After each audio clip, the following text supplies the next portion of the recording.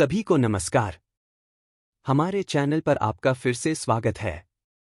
इस वीडियो में हम ईपीएस 95 पेंशन पर हुए फैसले के बारे में बात करेंगे और इस बार का अपडेट इतना बड़ा है कि इसने लाखों पेंशनभोगियों में उत्साह की लहर दौड़ा दी है।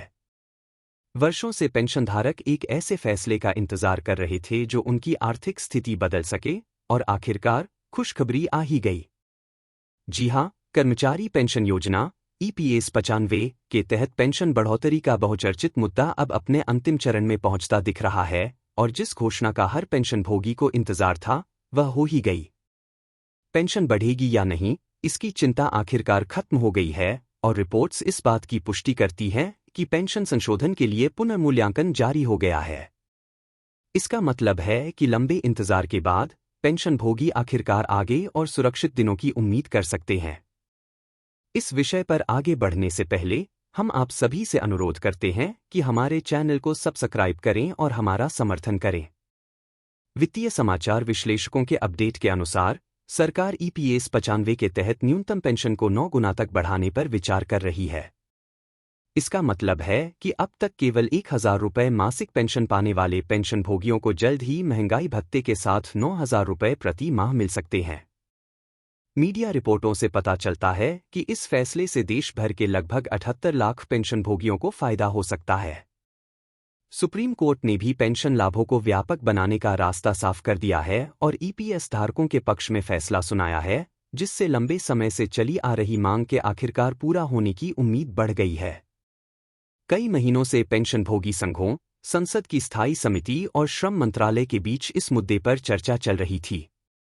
न्यूनतम पेंशन राशि को वर्तमान जीवनयापन की लागत के अनुरूप संशोधित करने की लगातार मांग की जा रही थी, खासकर इसलिए क्योंकि आज 1000 रुपये बुनियादी जरूरतों के लिए भी पर्याप्त नहीं है। अब यह मांग फलीभूत होती दिख रही है और ऐसी खबरें हैं कि श्रम मंत्रालय इस लंबे समय से लंबित फैसले पर अपनी मुहर लगा सकता है। एक और महत्वपूर्ण बात यह है कि इस प्रस्तावित पेंशन वृद्धि को एक बड़े पैकेज के हिस्से के रूप में देखा जा रहा है। पेंशनभोगियों को न केवल उनकी मासिक पेंशन में बढ़ोतरी मिल सकती है, बल्कि उन्हें मुफ्त चिकित्सा सहायता और मुद्रास्फीति से जुड़ा महंगाई भत्ता जैसी अतिरिक्त सुविधाएं भी मिल सकती हैं, जिससे यह सुनिश्चित होगा कि बढ़ती लागतों के कारण उनकी आय कम न हो।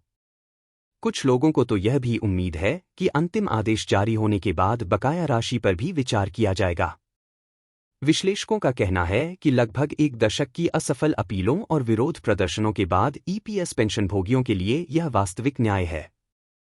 पेंशन में 33% की उल्लेखनीय वृद्धि दर्ज की जा रही है, जो न केवल एक समायोजन है, बल्कि पुरानी व्यवस्था में बदलाव भी है, जिससे कई लोग जूझ रहे थे। ईपीएस के तहत अधिकतम पेंशन योग्य वेतन 15,000 रुपये तक सीमित होने के साथ यह पुनर्गठन अब निजी क्षेत्र के कर्मचारियों के लिए भी बेहतर संभावनाएं लेकर आया है, जिससे उन्हें उच्च पेंशन लाभ प्राप्त करने में मदद मिलेगी। समाचार रिपोर्टर इस बात पर प्रकाश डाल रहे हैं कि कैबिनेट की मंजूरी मिलते ही यह निर्णय सभी राज्यों में लागू हो जाएगा और इसी महीने नई पेंशन राशि बैंक खातों में पहुंचनी शुरू हो सकती है।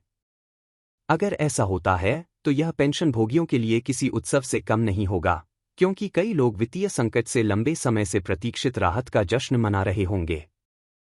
पेंशनभोगी समूहों, जिन्होंने इस संशोधन के लिए अथक संघर्ष किया है, ने इन रिपोर्टों का खुशी से स्वागत किया है और इसे ईपीएस 95 के अंतर्गत आने वाले प्रत्येक सेवानिवृत्त कर्मचारी की जीत बताया है। वित्त मंत्री द्वारा अंतिम घोषणा किए जाने की उम्मीद के साथ पेंशनभोगी अब आधिकारिक अधिसूचना का इंतजार कर सकते हैं, जो इस प्रक्रिया को अंतिम रूप देगी। तब तक उत्सुकता बनी हुई है और ईपीएस 95 के अंतर्गत आने वाले 78 लाख पेंशनभोगियों के लिए यह निर्णय वित्तीय सम्मान और सुरक्षा के एक नए अध्याय की शुरुआत हो सकता है। तो हाँ, अब सभी की निगाहें इस बात पर टिकी हैं कि बढ़ी हुई पेंशन खातों में कब से आनी शुरू होगी, लेकिन एक बात तो तय है, लंबा इंतजार आखिरकार खत्म होने वाला है। अगर आपको यह जानकारी उपयोगी लगी हो, तो कृपया इसे अपने व्हाट्सएप और फेसबुक ग्रुप में शेयर करें। अपने प्रश्न नीचे कमेंट करें और तथ्य आधारित अपडेट के लिए सब्सक्राइब करना न भूलें।